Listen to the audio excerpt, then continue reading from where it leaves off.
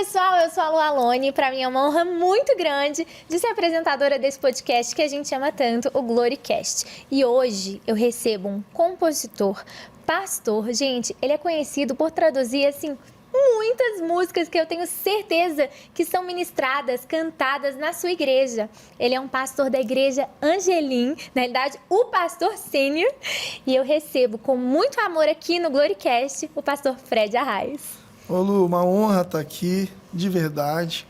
Você é uma jovem que eu admiro, né? Te conheço desde um tempinho já, de mais jovem. E não que você não seja jovem, tá? Mas eu vi, assim, o teu crescimento, a tua paixão pelo reino de Deus. E, assim, a gente conversando ainda há pouco, só pude confirmar que você está cada dia mais profunda, mais cheia do Espírito Santo, mais cheia de Deus. Está aqui no Gloricast, como embaixador do Glorify agora. É uma honra estar aqui com vocês. Obrigada. Pra gente que é uma honra te receber.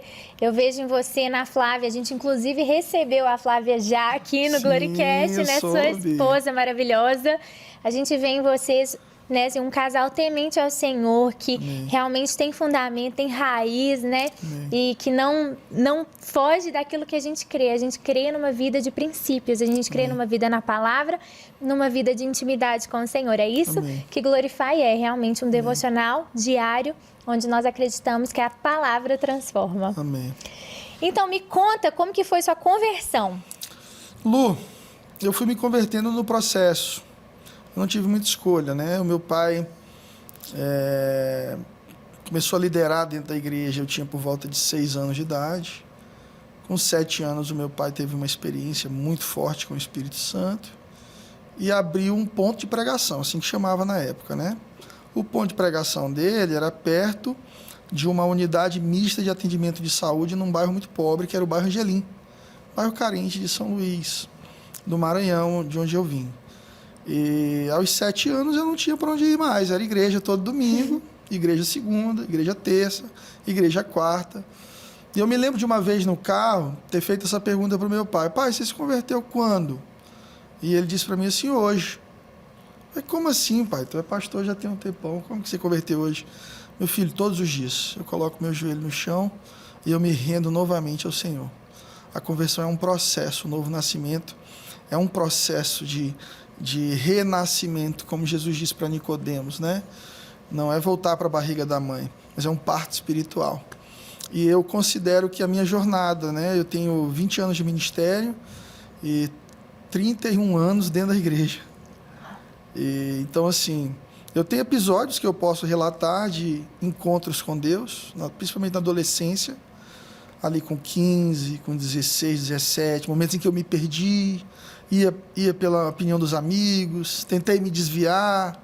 Lembro de ter ido numa boate uma vez, faltei culto para ir numa boate. Meu Deus. Aí cheguei na boate, achei tudo tão estranho, escuro, música tocando, todo mundo com a bebida na mão, todo mundo querendo namorar, e eu encostei assim na parede e disse: meu Deus, eu não sou isso aqui não. E às vezes eu chegava na igreja e eu também me sentia um peixe fora d'água. Então Deus estava me ensinando ali a entender que relacionamento com Deus transcende até ir para a igreja, mas ser igreja. E esse processo de conversão, ele já tem 31 anos na minha vida. Eu te responderia assim, né? Tem 31 anos que eu tenho me rendido ao Senhor e dito para Ele: Senhor, pode me transformar, pode mudar essa água em vinho, cada vez mais eu sou completamente teu. Nossa, que profundo isso, né? Da gente se converter todos os dias, realmente. Se entregar todos os dias. Você falou um pouquinho da sua adolescência, de processos, né, com o Senhor. Qual que é o processo que você acha que mais te transformou? Ah, Lu, eu acho que o processo que mais me transformou foi a restauração da minha paternidade. Meu pai é um homem maravilhoso, mas ele teve uma criação muito rígida, né? Ele é filho de, acho que meu avô teve 14 ou 15 filhos no interior do Maranhão. Meu pai não teve acesso a estudo, pequenininho, então teve que mudar de cidade muito cedo, morar com uma tia aos 9. Então, assim, imagina, né? Como é que alguém que saiu de casa aos 9 para estudar ia conseguir comunicar a paternidade com o filho ali, né? Sem ter uma história do pai dele ter sido um grande homem de Deus. Então, eu me tornei um adolescente rebelde, Eu não entendia por que eu era obrigado a ir para a igreja. Eu não entendia por que eu era obrigado a não poder ir para um show com meus amigos. Eu me movi muito na adolescência com essa coisa de não posso. Eu não entendia, Lu, que o evangelho não é sobre não posso, é sobre não quero. Não é que eu não posso beber, é que eu não quero. Não faz parte do meu estilo de vida, do que eu escolhi para mim, do que eu quero plantar para o meu futuro. Mas como minha cabeça era muito pequena, de jovem, eu queria ir com todo mundo, eu queria sentir aquela alegria, aquela coisa, e eu não podia mesmo. Meu pai era firme.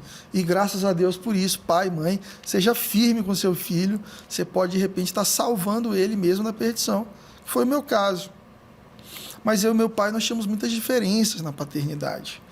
Eu me tornei pai e eu comecei a perceber que a gente precisa vestir um pouquinho os sapatos dos nossos pais. Saber que não é tão fácil assim. Saber que cada filho é um projeto de Deus. E à medida que eu fui amadurecendo, crescendo, fui pedindo perdão para o meu pai pelas idealizações erradas que eu fiz sobre ele, pelo trabalhão que eu dei. Me lembro de uma vez chorar, pedindo perdão ao meu pai. Eu tinha pecado, e é difícil você ter pai pastor, né? Porque tu confessa teus pecados para o teu pai. Tu pede ajuda para o teu pai. E, nossa, eu esperava que o meu pai fosse me matar naquele dia. Assim, para meu pai, hoje ele me mata. E ele estava sem camisa, assim, estava na cama conversando. Ele botou minha cabeça assim no peito dele. E ele disse: meu filho, eu te amo. Nunca se esqueça que a vereda do justo é como a luz da aurora, que vai brilhando, brilhando até ser dia completo. É um processo, filho. Só não desista. Só continue. Levanta e continue. Eu te amo, estou contigo. Então, eu acho que o processo mais poderoso que mudou o Fred completamente foi a restauração da paternidade. Foi amar o meu pai, honrar o meu pai aqui na terra e entender que se o meu pai na terra falhar, eu tenho um pai no céu que é perfeito, que me ama, que me compreende perfeitamente. Então, quando eu me entendi filho, eu fui liberto, fui curado, eu acessei prosperidade, eu prosperei, eu parei de andar por aí como uma vítima, eu parei de me sabotar, porque eu me entendi filho, porque eu me entendi parte, né? Eu venci muita coisa me sentindo filho, me descobrindo filho. Isso mudou muito a minha história. Uau. E como que foi a confirmação do seu chamado? Meu chamado, musical, né? Pastoral. Primeiro começa com as profetadas, profecia das irmãs do coque na igreja. Você está na igreja, menino de igreja, está acontecendo vigília, ciclo de oração, daqui a pouco a senhora vem na minha cabeça e começa. Você vai tocar as nações, Deus vai te usar. Você vai ser um grande homem de Deus e tal, e tal. E a gente fica meio que, será, né? Será que é isso mesmo? A lembrança que eu tenho de criança é de que culto era muito chato para mim. Eu não entendia nada. Eu estou nessa descoberta se eu tenho TDAH ou não. Hiperatividade, hiperfoco, algumas características. E a única coisa na igreja que me fez parar e dizer, uau, eu gostei disso aqui, foi a música. Então Deus me atraiu com a música. A partir daí eu comecei a desenvolver os dons, tocar, me tornei baterista da igreja. Tem até um meme assim, né? Olha o que Deus fez comigo. Agora eu sou baterista da igreja. Isso aconteceu comigo e em seguida nossa igreja viveu um grande mover de Deus. Eu fui muito tocado, muito inspirado ali pelo David Quillan, minha referência, um cara que eu amo o coração. Amo, assim, o que o David fez na minha igreja, na minha vida. E eu comecei a sonhar em ser o David. Isso é a grande verdade. Gente, você começou a sonhar ser o David. Eu queria cantar como ele, tocar como ele. Eu mirava nele. Ele era a minha maior referência.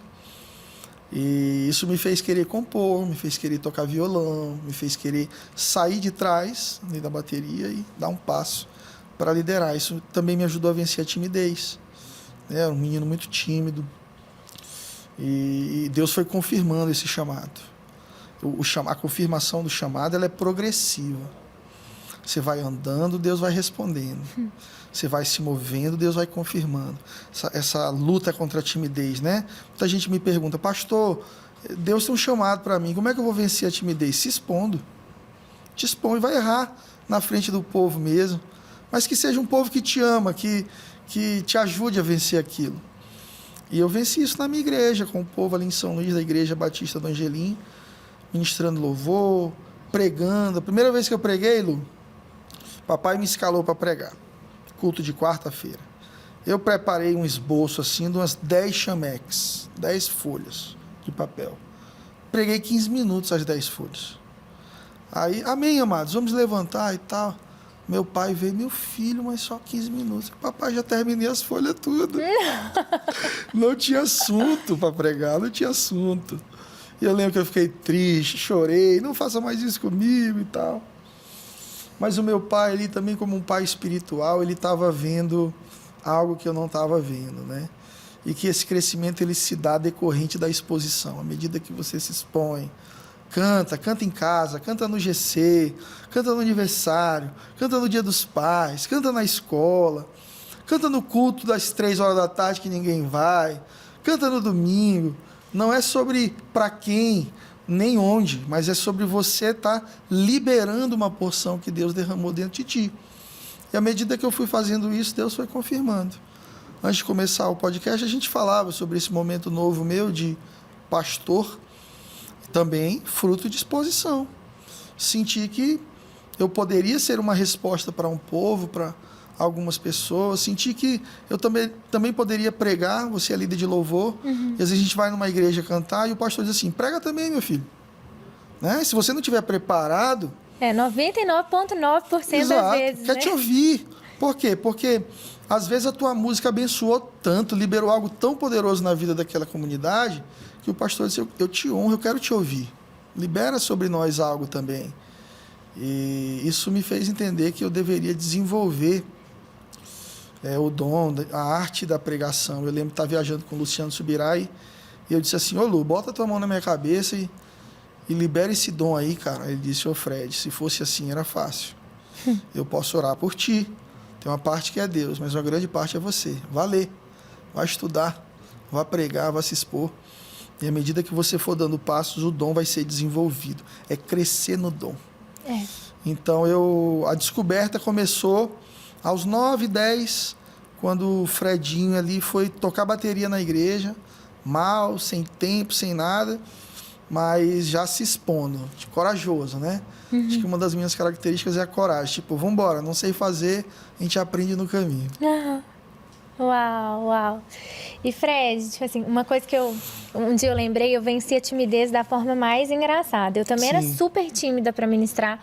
Eu lembro de ser adolescente e estar liderando já no Ministério de Louvor da Lagoinha, né, para os adolescentes. E eu ia chegando para trás até encostar na parede enquanto eu ministrava. Sim. Aí falaram assim comigo, faz um curso, chamava Corpo, como que era?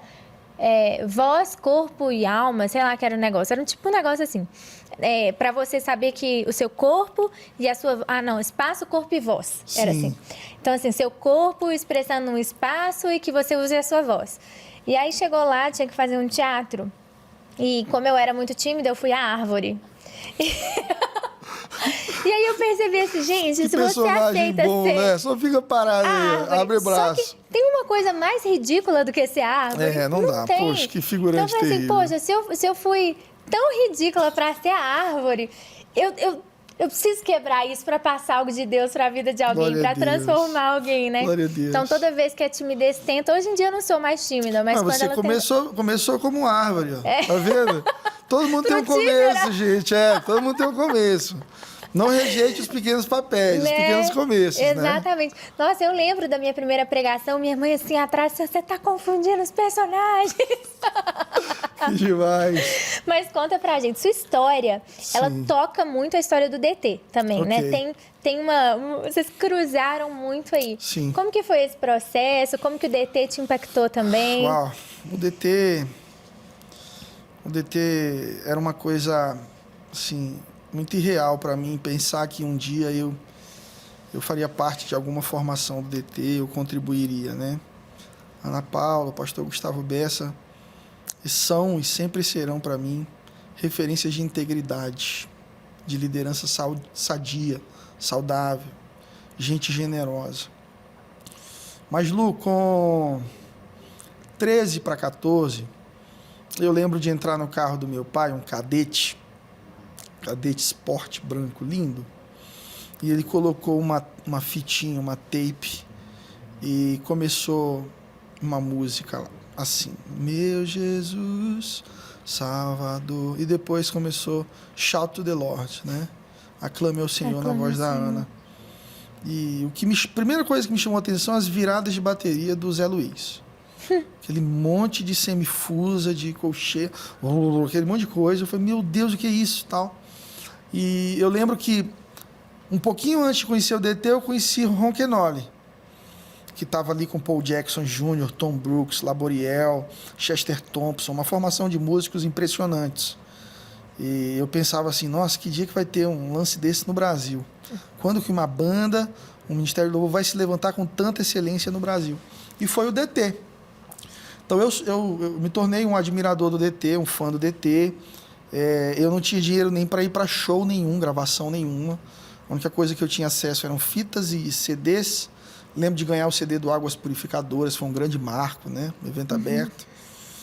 E com mais ou menos aí 16 anos, eu entrei numa caravana para um evento do Danduque, no Sesc Venda Nova, que era o Fogo e Glória. E essa caravana, ela incluía uma visita à Lagoinha, para tu ter ideia de como a Lagoinha era, assim, a referência da gente. Então, olha, vocês vão para o evento, mas haverá uma visita à igreja de Lagoinha. Eu falei, eu quero ir nisso. Lu, 3 dias de ônibus para chegar aqui. Chegamos, começou o Fogo e Glória, muito bom o evento e tal. Gente, visita a Lagoinha hoje à tarde. Aí fomos na Lagoinha. E eu fiquei olhando aquela coisa enorme, bonita, cheia de bandeiras. Que igreja maravilhosa. E culto à noite, Ana Paula com cabelo cacheadinho, ministrando. Doce, né? Uma jovem falando com a igreja, assim, super amável. No final, eu peguei na mão dela e eu disse assim, senhora, ora por mim? Aí ela riu, claro, quem é você? Eu sou filho do pastor Joaquim, lá de São Luís do Maranhão, a gente veio conhecer a igreja. Eu não sei se ela lembra disso, mas ela pegou nas minhas mãos e ela orou, e ela profetizou que Deus me faria um grande líder de louvor no Brasil. E ela disse assim, suas canções vão tocar as nações, Deus vai te usar e tal. E eu chorei, e eu voltei confuso, porque era muito menino. A oração que eu queria é que ela profetizasse que eu seria um grande baterista. Era a única coisa que eu sonhava na vida, Lu. Eu queria ser um grande baterista. E aí a Ana Paula profetizou que eu seria um líder de louvor. E eu, não, já não dá para mim. Mas você já cantava? Não cantava. Gente. Eu era baterista. Eu queria ser um grande baterista. Um Dennis Chambers. Você pensou, ela Zé errou? Luiz, Aí eu falei assim, não, por que ela foi tão longe? Se eu me sinto tão pequeno, se eu acho que aqui tá bom. Bem, passaram-se aí mais de 15 anos e eu comecei a liderar, gravei meu primeiro álbum com 17, lancei, cantando já, essa chave virou em um ano. Mas como que a chave virou? A chave virou aqui em BH. Incrível como eu tenho uma história com BH. Eu vim estudar bateria em BH com Zé Luiz, primeiro batera do Diante do Trono, e com Dinho Gonçalves, professor aqui. Aí tinha uma turma ali na igreja de Contagem e eu fiquei na casa do Thomas Krauman, que é cunhado do pastor Cirilo. Que no apartamento dele ele me recebeu. Um queridão, tenho saudade dele. E aí eu ficava pegando o metrô e ia até a estação, se eu não me engano, Eldorado, que era uma viagem. Aí o Zé me pegava lá e a gente ia estudar numa igrejinha. Bem, um dia, um cara chamado Cacá Diniz, do Manto lá, andava com o Clamor, com o Robortella, com o Cirilo, disse, cara, vai ter nós vamos pro monte. Vamos pro monte, Maranhão? Eles me chamavam de Maranhão. Bora, eu, jovem, 16 para 17, em BH sozinho, eu queria estar com o povo. Chegou no monte, começou o Charabacantas lá, Lu. Cacá me olha e diz assim, Fred, você já assistiu Tom e Jerry? Aí eu falei, já. Você sabe quando aquele queijinho vem atraindo assim, o Jerry, né? Que ele vem flutuando. Eu falei, sei, isso é bateria na tua vida, Deus acabou de me falar. Eu falei, sério? E o que eu vou ser? Cara, você vai ser um grande pastor, um grande homem de Deus. Eu chorei, de tristeza, Lu. Falei, não é o que eu quero. Eu chorei, chorei, chorei. Beleza.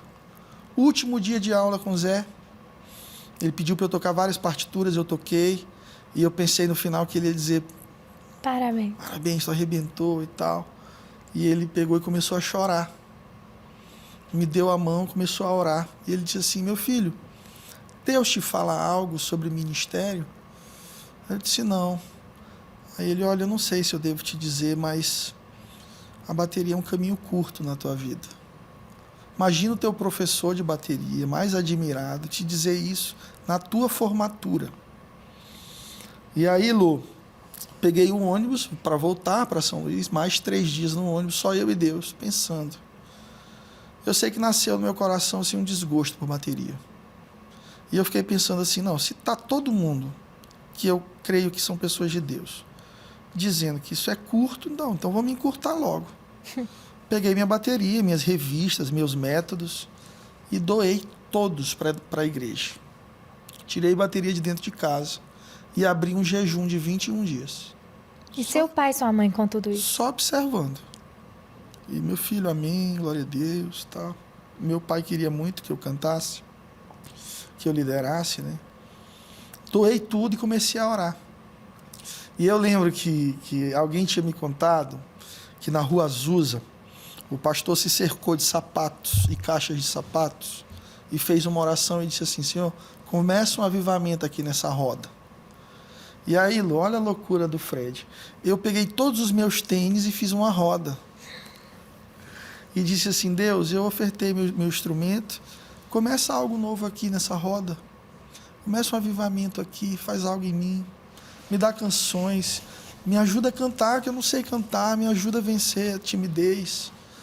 E eu lembro de quando eu terminei de orar ali, eu olhei para cima, tinha um violão velho do meu pai, e eu afinei aquele violão e eu comecei a escrever minhas primeiras canções ali. Uau. E tem uma música que eu gravei com a Nívia, chama Toca-me, e essa música eu estava cantando em casa, meu pai entrou, aí disse: cara, que música bonita, de quem é, você ouviu aonde? Isso é minha. Para, Fred, deixa de onda e tal. Eu era muito brincalhão, né? Não, pai, é minha, é sério. Ô, por favor, você ouviu aonde? É minha, pai. Aí ele ficou me olhando, falou: meu filho, então Deus tem algo muito lindo contigo. Você precisa gravar essa música. E assim foi que a gente começou, né? E a partir daí eu decidi me expor. A partir daí eu queria dizer não, mas eu dizia sim. Então um pastor me encontrava: Fred, vou ter um culto de jovens, prega lá, canta lá. Sim. Às vezes saía tudo errado, eu saía triste, chorava, mas eu jurei para o Senhor que eu não diria não. Senhor, eis-me aqui, eu vou me expor, eu vou me esticar, eu vou me permitir ser esticado, de forma que o Senhor desenvolva isso em mim. Então eu descobri esse chamado para adoração aqui em BH. Eu vi palavras proféticas aqui que frutificam até hoje na minha vida. Uau! E hoje você já vive isso de forma tão linda, né, Fred? Sim. Se tornou um ministro de louvor. Participei do DT, né, Lu? Exatamente. Aquela Ana do cabelinho enroladinho, tão doce, me liderou em 5 projetos. Imersão 1, gravamos em Dallas, na Fellowship, igreja que o Vini Bruno congrega hoje, que foi produtor de discos maravilhosos do DT. Imersão 2, aqui na Lagoinha. Eu em minha casa, com a Zaf, com o Soraya, com todo mundo. Gateway português, né? Uma versão da Gateway. E Deserto de Revelação, lá na Jordânia, que foi top. Foi muito bom. Top. E aí eu gravando, olhando a Ana aqui na minha frente, e Deus falava para mim assim: não há nada impossível para mim. Nada. Fred, não há nada distante demais que eu não possa fazer. Aonde que está, né, essa chave para destravar destino, destravar propósito, destravar milagres? Eu acho que está na fé. E a fé não é só acreditar, é se expor, é dar o passo. É entrar num ônibus, passar 3 dias viajando para estar perto de quem Deus te mandou estar. É entrar num estúdio, ainda que não seja o melhor, mas gravar, acreditar, compor. É no culto que você está morrendo de medo de liderar uma canção, mas deixa, eu vou liderar. Se eu errar, faz parte do processo. Mas eu vou pular eu vou pular do barco, eu vou colocar meus pés sobre as águas. Eu gosto de falar assim que todos somos Pedro, né, Lu? Todo mundo tem um pouquinho de Pedro. E muita gente critica Pedro por ter afundado um pouquinho quando saiu do barco. Mas só ele teve coragem de sair. Pedro foi o único depois de Jesus que andou sobre as águas. Porque teve a coragem de sair. E essa coragem, ela precisa estar conectada à fé. E isso traz grandes realizações. Uau! Qual que foi a maior transformação que você viveu nesses anos de ministério e de estrada? Bem, eu acho que a maior transformação que eu vivi foi ter sido transformado num pastor. Porque eu idealizei ser só um líder de louvor, ser um super guitarrista, um compositor, um bom cantor. Eu nunca quis ser mais ou menos, né? Tudo que eu faço, eu sempre estudei para fazer, sempre me dediquei. Mas eu decidi não me desconectar da igreja local. Assim, isso era uma coisa que meu pai me cobrava. Então, eu ia para grandes eventos, tocava para multidões, voltava e eu tinha GC no dia seguinte. Ou tinha o casamento do irmãozinho lá mais simples da igreja que eu ia casar.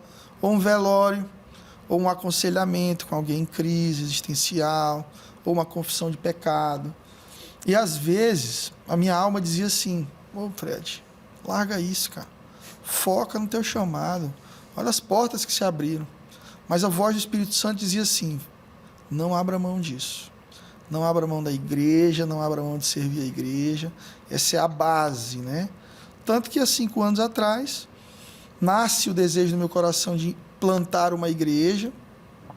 Eu começo a orar por isso e Deus me mostra o Piauí, que pouca gente sabe, mas é o estado menos evangelizado do Brasil.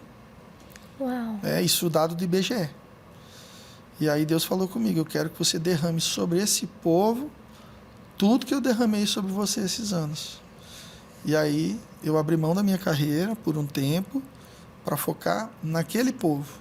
A simplicidade do dia a dia, Lu. Tomar café, orar, ouvir, abraçar, chorar, pregar, incentivar, discipular.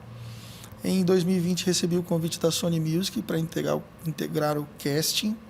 Agora, eu ainda tenho 3 anos de contrato do primeiro, mas já recebi uma nova proposta para mais 7 anos de contrato, agora assinando internacional, o contrato vem de fora, mais músicas, né? A porta se abrindo para eu voltar para o ministério musical itinerante. E eu estava perguntando para Deus assim: Senhor, e aí? As portas não se abrem por coincidência. E Deus falou comigo: Fred, tudo que você me der, eu sempre vou te devolver maior. O menino que deu 5 pães, Lu, no final tinha 12 cestos. Jesus olhou para ele e falou assim: aí, pega o que tu quiser aí, cara. Você pensou que tinha perdido 5, né? Na verdade, você ganhou muito mais.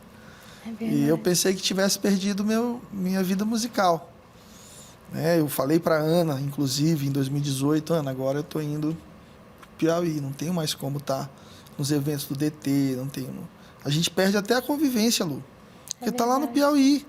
Então, assim, a Ana pensa em chamar alguém, vai chamar o Fred lá no Piauí. Ela chama quem está mais perto.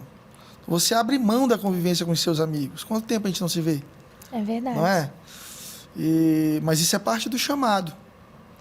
Uma igreja, hoje são 5 igrejas no Piauí, plantadas por nós, uma média de 5.000 membros, muita gente sendo salva, um grande avivamento, Deus me dando canções, Amém. Deus abrindo as portas. Então, assim, no começo o que parecia subtração, hoje é adição, crescimento, maturidade, muita responsabilidade sobre os meus ombros, né? As pessoas elogiam aquilo que eu estou realizando e cada vez mais eu me sinto na responsabilidade de ser mais sóbrio, de ser mais sério, de ser mais prudente, de ser mais espiritual, porque eu tenho só 38 anos e realmente é muito maior do que eu. Falei isso pro Dan Duque em Curitiba. Dan, às vezes eu sinto que tudo isso é muito maior do que eu. E ele disse: parabéns, realmente é.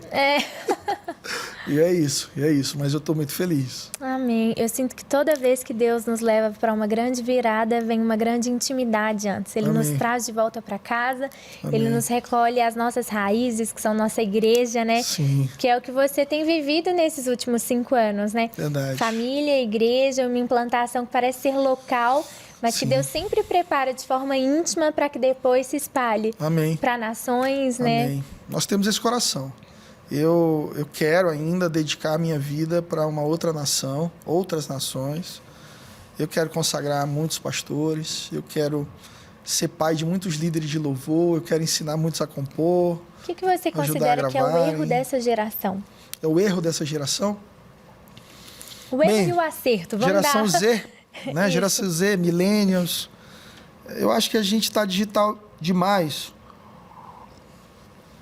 Isso tem um lado muito bom, porque acelera tudo, é muito mais fácil, né? Por exemplo, o Fred, para ficar conhecido, teve que rodar quilômetros de carro, de van e de ônibus para cantar a mesma música por 10 anos no Brasil inteiro. As pessoas cantam hoje Meu Salvador, Tu És Bom, Eu Quero Mais. Tremenda Graça. Tremenda Graça, Deus dos Improváveis, tantas músicas. Para mim foi 10, 20 anos, certo? Hoje o menino liga um iPhone com violão, ele canta uma música boa, ungida, e em 30 dias ele foi visto por 2 milhões de pessoas, 3 milhões de pessoas. É muito mais rápido. Mas por ser rápido, também pode ser raso. Pode ficar muito hiperfocado na imagem. Então a gente tem dons sendo celebrados e caráter sendo exposto, porque o processo hoje é público. Como eu disse, por exemplo, quando eu peco, quando eu pequei, né? E pecado normal de jovem, eu ia para o meu pai e confessava. Hoje, as pessoas vão para a internet cancelar a pessoa, crucificar a pessoa. Então, o processo da geração do Fred, ele era privado. Era o Fred e o pastor dele, Deus e a família. O processo dessa geração é público.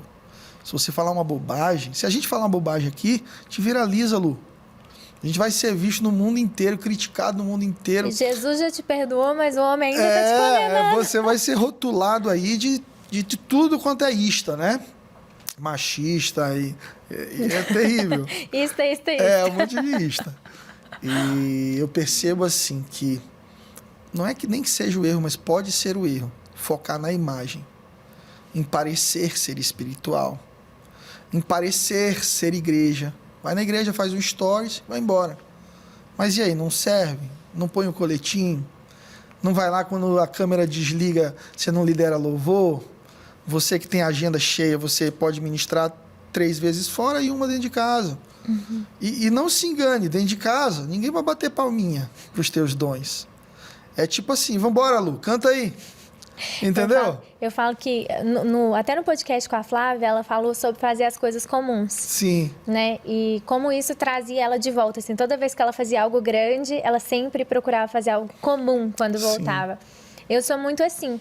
Em Lagoinha, eu não sou a Lu Alone. Sim, é a Lu. Eu sou a Lu, integrante do Ministério do Louvor, igual todo mundo. Muito bom. Que passou pelo processo igual todo mundo, que faz back vocal para um monte de outras pessoas. É a irmã Lu. A irmã Lu, que serve na igreja, que abraça o diácono. É até chato, né, Lu? É chato, porque não tem salinha, né? Na nossa igreja, o pessoal não faz a salinha com salgadinho, com suco. Mas nos ensina a ser normais, né? Nos ensina a ser... É a tua igreja. É tipo assim, ô Lu, pega o cabo pra mim ali no depósito e traz aqui pra ajudar o irmão fulano a ligar o som. Sabe o que eu amava com o DT? Eu acho que você deve ter vivido isso também, eu imagino. Sim. Que uma hora a gente estava em cima da plataforma, vivendo aquele negócio que todo mundo queria ser você, porque você estava dentro do Diante do Trono, mas meia hora depois você estava vendendo camisa. Eu quase morro lá em Israel. Quase morro. Eu lembro que a Ana me convidou para gravar. Eu acho assim que ela deve achar que eu sou uma música incrível. Eu acho. Porque ela disse assim, meu filho, eu vou te mandar as músicas que tu vai gravar. Eu recebi uma pasta, Lu, 70 músicas. Essa pasta chegou para mim 30 dias antes da gravação. Eu falei assim, meu Deus, eu não aguento pegar 70 músicas com todos os seus detalhes, etc. Isso não é meu calibre, não. Aí o que eu fiz? Lu, Ana, quais que a gente vai gravar? Aí ela me apontou 13. Eu foquei nessas 13. Beleza. Quando eu cheguei lá em Israel, a Rosana, querida da Elgbor, né, me deu um violão. E o pastor Márcio me disse assim, ó, você vai andar comigo, meu filho. E nós vamos andar junto e quando eu pregar e você canta. Tá bom. Aí a Ana disse, mas você canta também quando a Tanuri pregar. Quando o Lúcio, né? Lucinho. Não, o esposo o Lúcio, isso. Da João Lúcio. João Lúcio. Quando ele pregar, você também canta. Quando eu pregar, você canta. Quando você pregar, você canta. Falei, tá bom. Aí eu ia lá nas locações com violão, o pastor Márcio me olhava assim, ele pedia o hino que eu nunca tinha ouvido na vida. Normal dele. Canta aí, meu filho. Aí eu dizia no ouvido dele assim, pastor, esse eu não sei. Sabe sim, você sabe. Vai lá.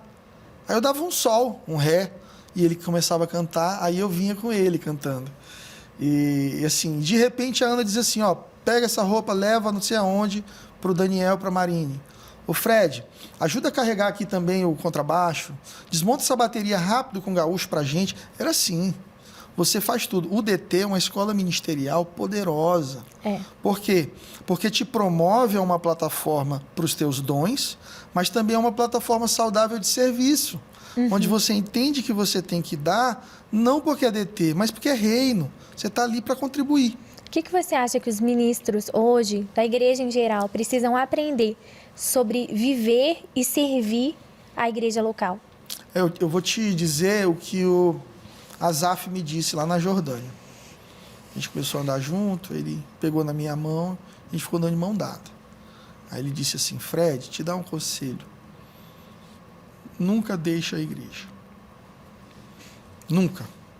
Quando você era um jovem, com os seus dons ainda pequenos, foi a igreja que te recebeu e te permitiu desenvolver os dons ali dentro. Quando você for um velho, que você já não aguentar mais, ou já não for bom o suficiente, é a igreja que vai deixar você lá contribuir, servir de alguma maneira. E ele disse para mim, Fred, tudo começa e tudo termina na igreja.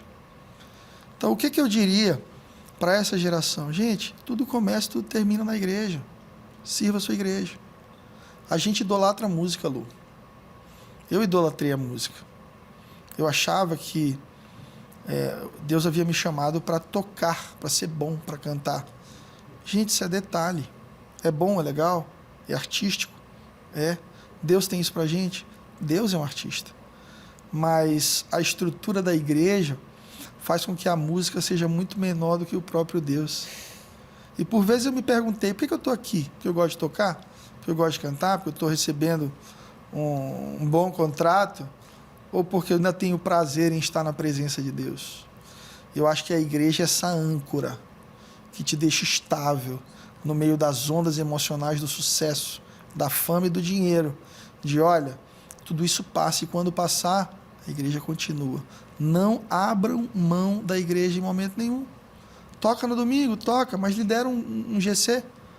Toca no domingo, toca, mas vai lá ajudar seu pastor. Vai orar por alguém, vai levar um bolo para a Dona Maria. Vai visitar uma favela, vai para a estância, passar um tempo lá com a Zenete, intercedendo por alguém que não está bem, que está precisando de oração. Seja muito mais do que simplesmente um artista. Porque a arte, ela é um detalhe. O centro dentro da igreja é Deus. Isso. Não é isso? Na música secular, qual é o centro? É a arte. A arte em si. Você vai ouvir Coldplay porque a arte é boa. Você vai para o show do Elvis, o pessoal ia para o show do Elvis porque ele era um grande artista. Na igreja não é sobre o artista, é sobre Deus. É sobre o grande artista. Exato. Que criou tudo. O artista expõe o dom, manifesta o dom, mas não é sobre ele. Ele está adorando um artista muito maior que é Deus. Ô Fred, mas igual você fala assim, vai, sirva, faça, mas como de fato amar a comunidade local? Eu acho que se engajando nela, no começo, de maneira disciplinada mais do que emocional. Porque como músico, teu coração quer só aquilo ali. Né? O músico ele tem muito prazer em estar no palco. E ele vai olhar para a igreja e ele vai enxergar um palco. Só que na igreja não tem palco, tem altar. Só quer posição quem não entendeu a posição ainda, né? Exato. Nossa posição é servir. Exato, amém. Aquele palco que você vê na igreja não é um palco, é um altar. Então, eu acho que mais do que, eu estou com vontade de servir, Estou com vontade de lavar um banheiro na igreja. Que vontade maravilhosa, né? É difícil dar essa vontade na gente, né? Mas você, de forma disciplinada e cristã, você diz, pastor, pode me colocar na escala, eu vou servir. Você humilha a sua alma, você submete essa coisa de querer sempre estar só onde você gosta para servir onde a igreja precisa. Por exemplo, na nossa comunidade de fé, na nossa igreja, alguns voluntários, eles chegam assim, quero ser voluntário do louvor, quero ser voluntário da mídia, quero ser voluntário disso, daquilo. A gente diz, não. A gente quer saber se você quer ser voluntário. Por quê? Porque antes de servir na área que você gosta, você vai servir na área que a igreja precisa. Nossa, toda igreja devia ser assim. Há uma grande diferença, né? Aquela sugestão anotada para Lagoinha. Tem gente que está no louvor agora, mas que passou 2 anos na recepção. Ou que passou um ano no criativo, ou que passou um ano no estacionamento. E o que acontece? Você faz isso, você abre os olhos da pessoa para, quando vai ministrar agora, ela entra abraçando todo mundo. Eu acho que cria uma base sólida, isso. né? Ela vê valor no irmão do estacionamento, porque ela serviu lá. Ela vê valor no staff, ela vê valor na recepção, porque ela vai fazer uma leitura de essas pessoas são tão especiais e fazem algo tão necessário quanto eu lá em cima com o meu instrumento. Você acha que foi servindo a igreja local, então, que você se tornou o Fred que hoje você é? Foi. Eu sou fruto da igreja local. Uau. Sem a igreja local, eu seria um escândalo para a igreja, um problema. Porque eu seria só um músico vaidoso, em busca de views, de streams, de dinheiro, do próximo show, do próximo contrato da prefeitura. Eu ia me relacionar com os pastores só por network, para chegar no palco deles. Eu ia querer sempre o Fred no centro, sempre a carreira do Fred no centro.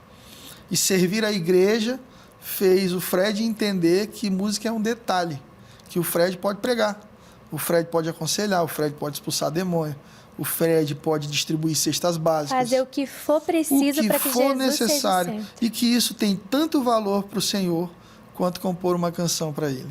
Uau! Fred, qual que foi sua maior experiência com Deus, assim? Talvez não a maior, mas aquela mais marcante, assim, que você gostaria hoje de dividir. Lu,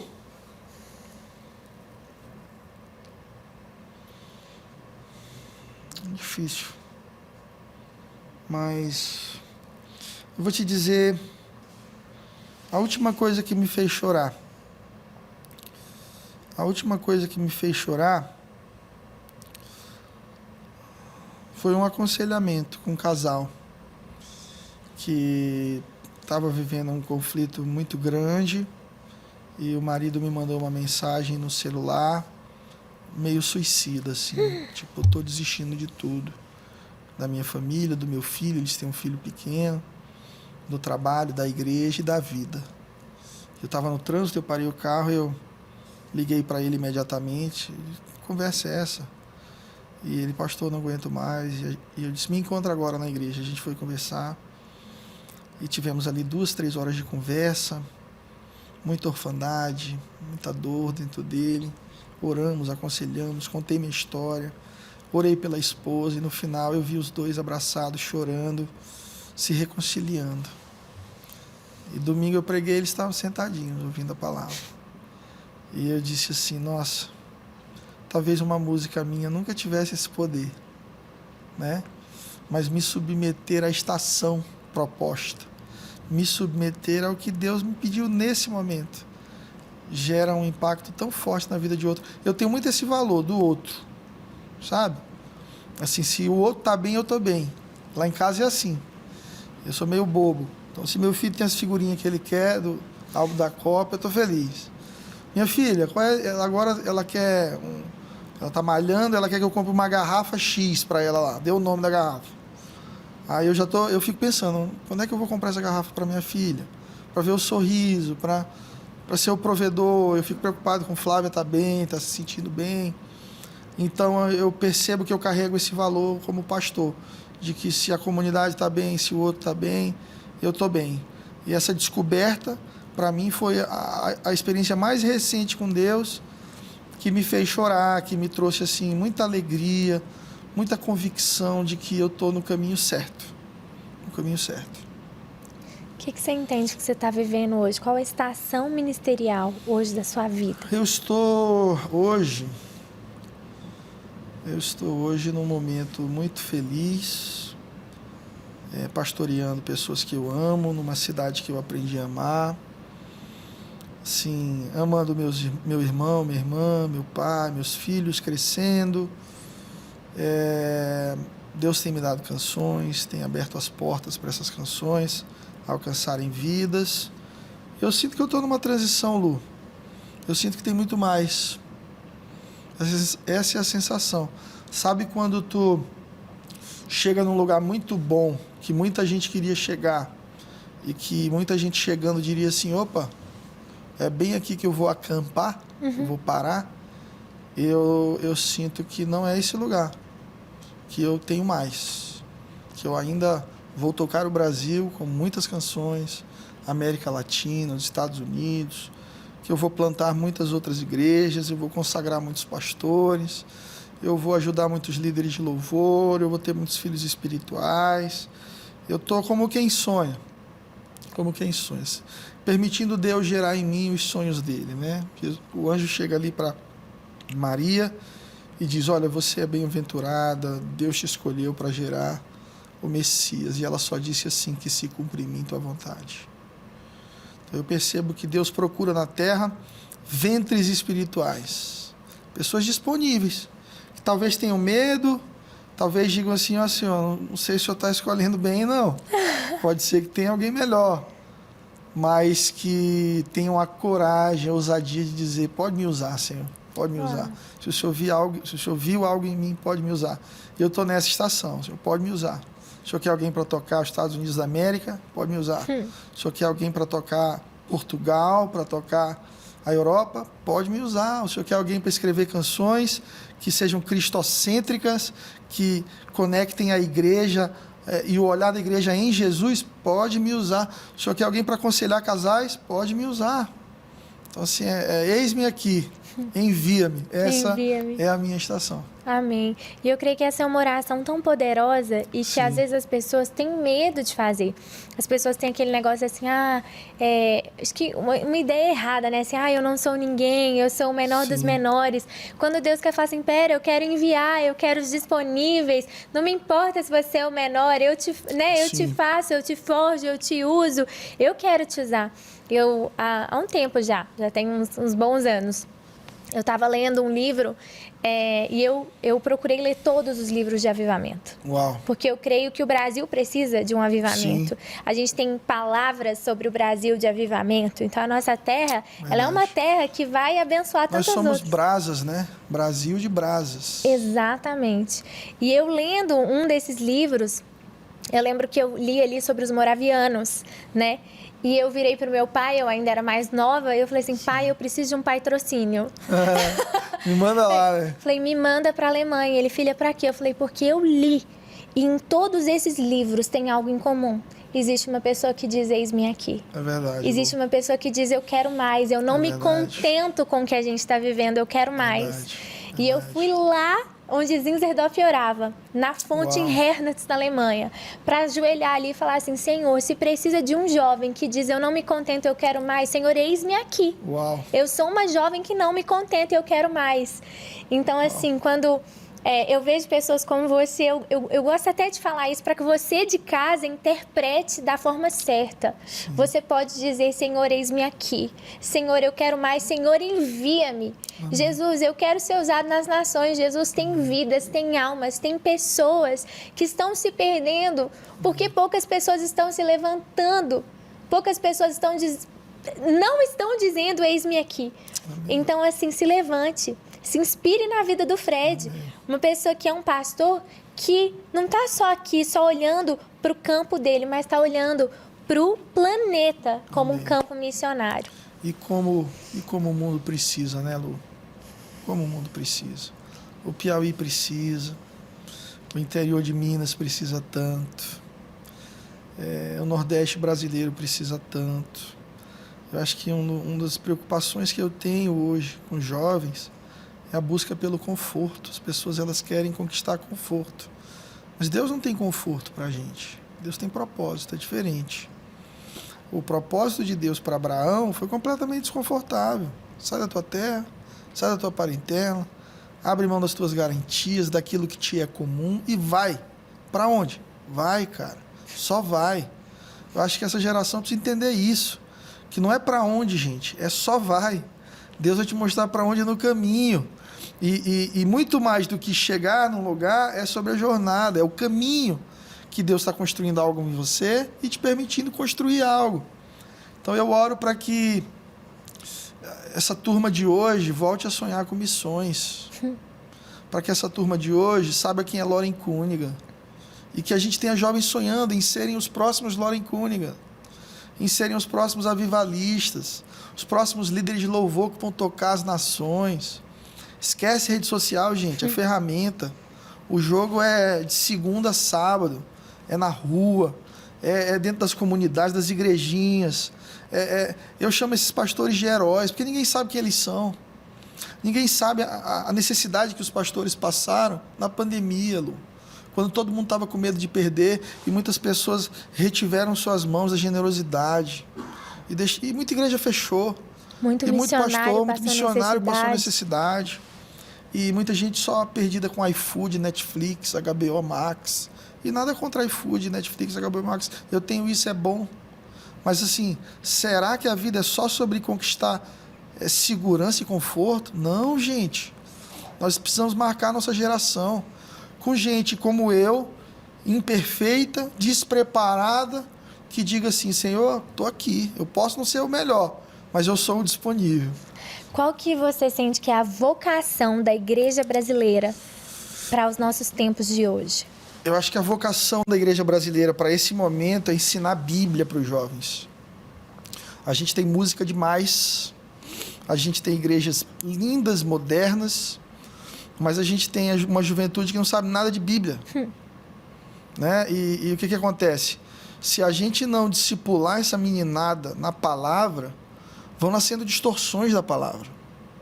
Vai nascendo, por exemplo, um jovem que hoje não conhece a palavra, mas sabe cantar todas as nossas canções, vai pro descende, para isso, para aquilo, cai no chão, no poder, se casa daqui a uns anos, se divorcia, reconsidera o evangelho, repensa, relativiza, e daqui mais uns anos se torna um crítico de igreja e de evangelho, como isso está comum no Twitter, por exemplo. Digita lá igreja, pastor, você vai ver muito mais conteúdo crítico e desconstrutor do que a reverência e o respeito que se tinha pela função ou o desejo por exercê-la. O que é isso? Óbvio que a gente tem aí maus testemunhos, óbvio que a gente tem aí gente ruim, mas tem muito mais gente boa. O que é que falta? Falta a gente sair do campo da emoção, porque o latino é muito emocional. Verdade. A gente gosta de chorar. A gente vê um monte de artista aí, de programas famosos, cantando nossas canções, indo para os nossos cultos e vivendo a mesma vida de bebedice, de lascívia, de luxúria, relativizando Deus. E um Deus relativizado, ele é fruto de uma geração que não aprendeu a palavra.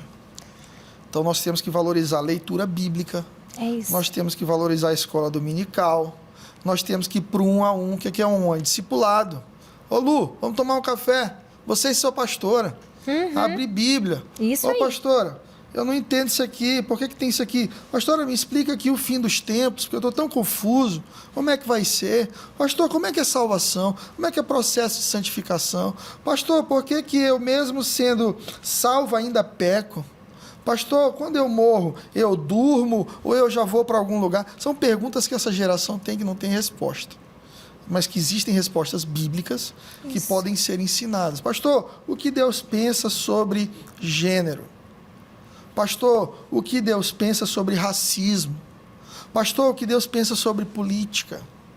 E por a gente ter pouca base e fundamento bíblico, nasce todo tipo de opinião e muitas distorções de evangelho, e isso prejudica.